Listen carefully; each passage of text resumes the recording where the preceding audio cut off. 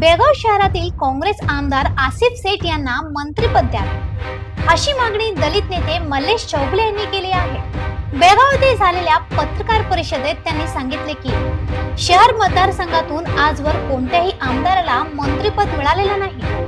आसिफ सेठ यांनी पक्ष संघटना मजबूत करण्यासह जनसेवेत महत्त्वपूर्ण काम केले असून त्यांना मंत्रिमंडळात स्थान द्यावे अशी मागणी त्यांनी केली।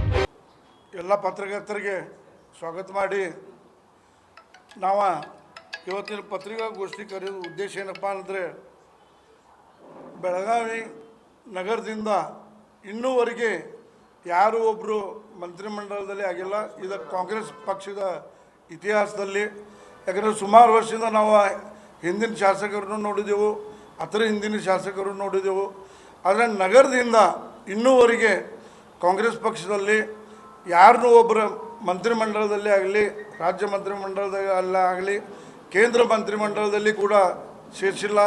ಇದರ ಹಿಂದಿನ ಇತಿಹಾಸ ನೋಡ್ರೆ ಮಾನ್ಯ ಮಾಜಿ ದಿವಂಗತ ಶ್ರೀ ಸಿದ್ಧಾರ್ಥ ಸಾಹೇಬರು 4 ಸಲ ಆರಿಸೋದ್ರು, ಅದರ ಹಿಂದೆ ಕೂಡ MP ಆಗಿ ಭಾಳ ಮಂದಿ ಆರಿಸೋದ್ರು, ಅವರು ಕೂಡ ಕೇಂದ್ರದಲ್ಲಿ ಯಾವುದೂ ಸ್ಥಾನಮಾನ ಸಿಗಲಿಲ್ಲ ಕಾಂಗ್ರೆಸ್ ಪಕ್ಷದಿಂದ ಅಂತ ಹೇಳ್ತಾ ಇದ್ದೇನೆ।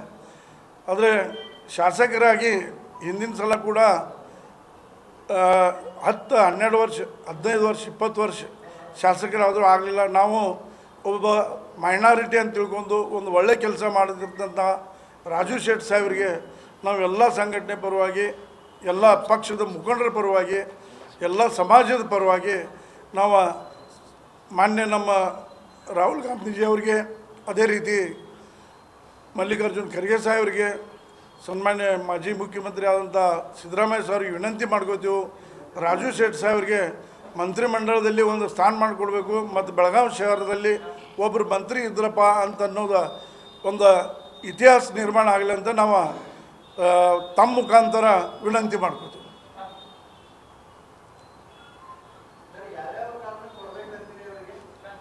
ಅವರು ಒಂದು ವರ್ಷದಲ್ಲಿ ಬೆಳಗಾವಿಯಲ್ಲಿ ಭಾಳಷ್ಟು ಡೆವಲಪ್ಮೆಂಟ್ ಆಗಲಿ ಅದು ಮಾಡ್ಕೊಂಡು ಬಂದಾರೆ। ಅದ್ರ ಜೊತೆನ ಎಲ್ಲ ಪಕ್ಷದ ಕಾರ್ಯಕರ್ತರಿಗೆ ಸಮಾಧಾನದಿಂದ ಕೆಲಸ ಮಾಡಿದ್ರು। ಅದಕ್ಕಿಂತ ಮುಖ್ಯ ವಿಷಯ ಅಂದರೆ ಬೆಳಗಾವಿ ಸಿಟಿ ಡಿಸ್ಟ್ರಿಕ್ಟ್ದ ಕಾಂಗ್ರೆಸ್ ಪಕ್ಷದ ಅಧ್ಯಕ್ಷರಾಗಿ ಸುಮಾರು ವರ್ಷದಿಂದ ಕೆಲಸ ಮಾಡ್ಕೊಂಡು ಬಂದಾರೆ ನಾವು।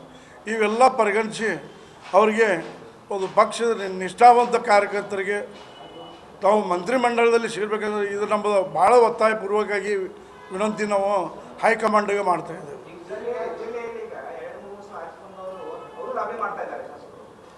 ಅಲ್ಲ, ಅವ್ರ ಬಗ್ಗೆ ನಾ ಏನು ಅನ್ನೋಂಗಿಲ್ಲ, ನಾವು ಮೈನಾರಿಟಿ ಕಮ್ಯುನಿಟಿ ಇದ್ರ ಹಿಂದೆ OBC ಕಮ್ಯುನಿಟಿದ ರಮೇಶ್ ಕುರ್ಜಿಯವರು ಆರಿಸಿ ಬಂದಿರು 2 ಸಲ, ಇದರಿಂದ ಫಿರೋಜ್ ಶೇಟ್ ಅವರು 2 ಸಲ ಆರಿಸಿ ಬಂದಿರು, ಈಗ ರಾಜು ಶೇಟ್ ಅವರು ಆರಿಸಿ ಬಂದಾರೆ। ಅಹಿಂದದಿಂದ ಬೆಳಗಾವಿ ಶಹರದಲ್ಲಿ ಇದ್ದಂಥ ನಾವು ಏನು ಅಹಿಂದ ಅಂತ ಹೇಳ್ಕೊಂಡು ಪಕ್ಷಕ್ಕೆ, ಕಾಂಗ್ರೆಸ್ ಪಕ್ಷಕ್ಕೆ ಕೆಲಸ ಮಾಡಿದೆವು, ಪಕ್ಷ ಅಧಿಕಾರದಲ್ಲಿ ಬಂದಿದೆ।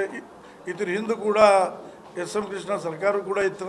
ಅದಕ್ಕೆ ನಾವು ಒತ್ತಾಯಪೂರ್ವಕವಾಗಿ ನಮ್ಮ ಜಿಲ್ಲೆಯಲ್ಲಿ ಭಾಳಷ್ಟು ಮಂದಿನ ಇದ್ರ ಹಿಂದೆ ಮಂತ್ರಿಗಳು ಮಾಡ್ಯಾರ, ಆದರೆ ಬೆಳಗಾವಿ ನಗರದಿಂದ ಯಾರಿಗೆ ಮಾಡಿಲ್ಲ, ಅದು ಮೈನಾರಿಟಿ ಅಹಿಂದ।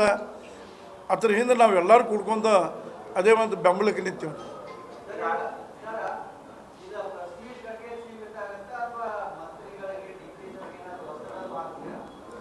ಸರ್, ನಾವು ಇವತ್ತು ಪ್ರೆಸ್ ಮೀಟ್ ತಮ್ಮ ಮಾಧ್ಯಮ ಮುಖಾಂತರ ನಾವು ಸರ್ಕಾರಕ್ಕೆ, ಅದರ ನಮ್ಮ ಹೈಕಮಾಂಡ್ಗೆ ನಮ್ಮ ಮೆಸೇಜ್ ಕಳಿಸ್ತೀವಿ। ಈಗ ನಾವು ಲೆಟರ್ ಕ್ಯಾಂಪೇನ್ ಕೂಡ ಮಾಡ್ತಾಯಿದ್ದೇವೆ।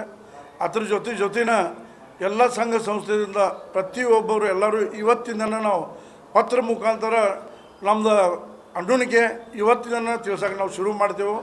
ಇನ್ನೂ 2-3 ದಿನ ಕಾಲಾವಕಾಶ ಇದೆ, ಅದನ್ನು ನಾವು ಉಪಯೋಗ ಮಾಡ್ಕೊಂಡು ನಾವು ಇವತ್ತಿಂದನೇ ನಮಗೆ ಲೆಟರ್ ಕ್ಯಾಂಪೇನ ಫೋನ್ ಮುಖಾಂತರ, ತಮ್ಮ ಮಾಧ್ಯಮ ಮುಖಾಂತರ ನಾವು ನಮ್ಮ ಕ್ಯಾಂಪೇನ್ ಶುರು ಮಾಡ್ತೇವೆ। ಅದು ಆಗೋ ಮಟ್ಟ ನಾವು ಬಿಡೋಂಗಿಲ್ಲ ಅಂತ ಹೇಳ್ತಾ ಇದ್ದೀವಿ।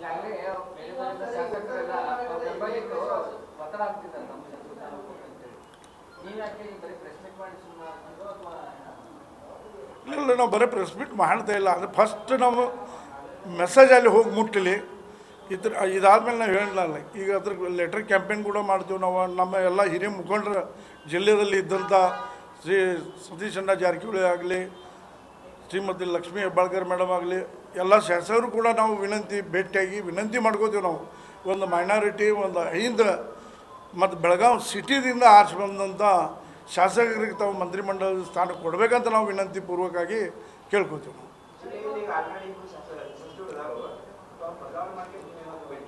ಇಲ್ಲ ನಾವು ಬದಲಾವಣೆ ಅನ್ನಂಗಿಲ್ಲ.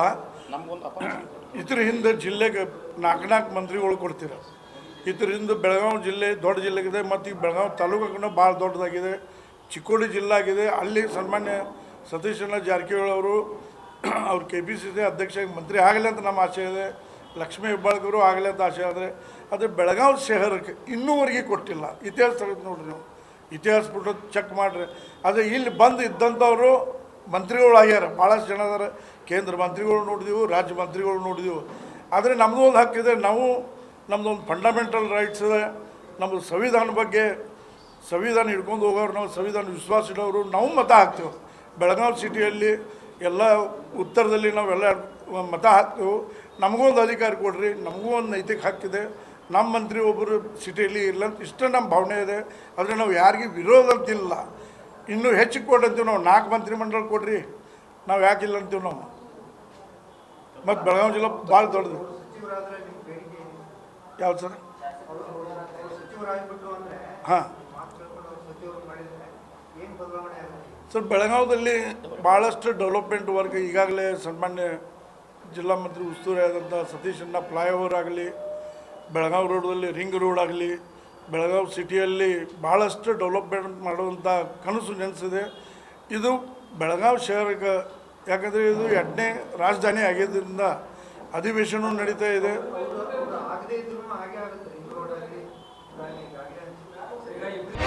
लिंगायत समाजचे नेते RP पाटील यांनीही हीच मागणी करत आसिफ सेठ यांना प्रतिनिधित्व देण्याचे आवाहन केले. ಜಿಲ್ಲೆಗೆ 1-2 ಮಂತ್ರಿಗಳನ್ನು ಕೊಡ್ತಾರ. ಅದಕ್ಕಾಗಿ ನಮ್ಮದು 3 ಜಿಲ್ಲೆ ಆಗುವಂಥ ಬೆಳಗಾವಿ ಜಿಲ್ಲೆ. ಅದಕ್ಕಾಗಿ ದಯಮಾಡಿ ನೀವು 2-3 ಏನು ಅದಾರ ಅವ್ರು ಎಲ್ಲ ಡೆವಲಪ್ಮೆಂಟ್ ಮಾಡಕತ್ತಾರ, ಎಲ್ಲ ಇಂಪ್ರೂವ್ಮೆಂಟ್ ಮಾಡಕತ್ತಾರ, ಬೆಳಗಾವಿ ಒಳ್ಳೆ ರೀತಿ ಕೊಂಡು ಹೋಗ್ಲಕತ್ತಾರ. ಅದರ ಜೊತೆ ನಮ್ಮ ಬೆಳಗಾವಿ ಸಿಟಿಯಲ್ಲಿ ಬೆಳಗಾವಿ ಹುಟ್ಟಿದ ನಡ್ಕೊಂಡು ಬೆಳಗಾವಿ ನಗರದಲ್ಲಿ ಯಾರೂ ಮಂತ್ರಿ ಆಗಿಲ್ಲ. ಹಿಂದಿಂದ ಒಂದು ಸ್ವಲ್ಪ ಹಿಸ್ಟ್ರಿ ತೆಗೆದು ನೋಡ್ರೆ ಬೆಳಗಾವಿ ಲೋಕಲ್ದಲ್ಲಿ ಯಾರೂ ಮಂತ್ರಿ ಆಗಿಲ್ಲ.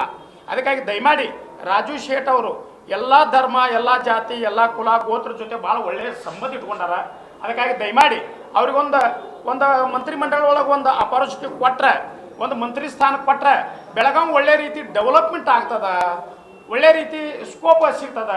ಅದಕ್ಕಾಗಿ ಇವತ್ತು ಸತೀಶ್ ಅಣ್ಣ ಅದಾರ, ಇಡೀ ಕರ್ನಾಟಕ ರಾಜ್ಯದ PWD ಮಂತ್ರಿ ಅವರು.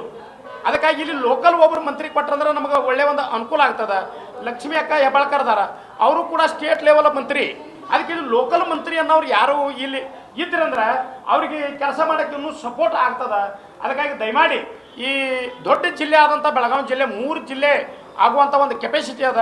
ಅದಕ್ಕಾಗಿ ದಯಮಾಡಿ ರಾಜು ಶೇಟ್ ಅವರು ಲೋಕಲ್ ಒಂದು ಕ್ಯಾಂಡಿಡೇಟ್ಗೆ ಒಂದು ಮಂತ್ರಿ ಮಂಡಲವನ್ನು ಮಾಡ್ರಿ ಅಂದ್ರೆ ಒಳ್ಳೆ ರೀತಿ ಬೆಳಗಾವಿಗೆ ಒಂದು ಸ್ಥಾನಮಾನ ಕೊಟ್ಟಂಗೆ ಆಗ್ತೈತೆ ಅಂತ ಹೇಳಿ ನಾವು ಬೇಡ್ಕೊಳ್ತೀವಿ.